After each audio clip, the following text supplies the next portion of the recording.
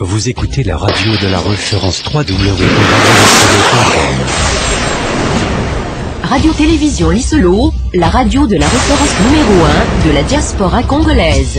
Mbote na bandeko nyonso oyo bozali kolanda biso bozali branché sur la 3W Radio-Télévision Lisolo ezali toujours yabino DSV Diana sur le foot de Wuppertal. Ya solo bandeko soki na ye lelo lisusu ya solo pona koyebisa bino makambu oyo ezali kolekana. Tout d'abord na ko féliciter tout d'abord ndeko nanga Stella. Stella na féliciter yo merci mingi. Et puis na musala oyo sali pe na pesi merci mingi na ba combattant oya RCK ya Hollande. Ce qui na pesi merci mingi na Stella pe na ba combattant parce que makambo ba combattant wana balobi ezali ya solo. Yango sikoyo bandeko oyo bozali kolanda biso DSV azali ni mutu ya IFRC azali ni mutu ya IFRC.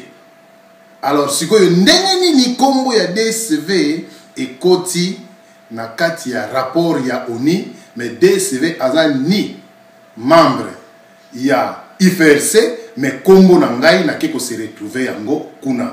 Yango na bengi bandeko nyonso tu o bozali na mituna boya lelo na ngonga ya 20h na 3W Radio-Télévision Lisolo boya ndeko yoka makambo. Peut-être makambo yoko yoka ekobikisa yo pe kozala mayele ndenge DSV ayeko se retrouver na kati ya rapport ya ONU, mais azali ni membre ya IFRC. En tout cas bandeko boya ebele botu na ba question tout sans tabou, mais bino moko pe bokobika na piège oyo elingi kokolela ngai. Bolanda na 20h30 na kati ya Radio Lisolo boya to pasola mpoke kobanga te boya kotuna mituna nyonso.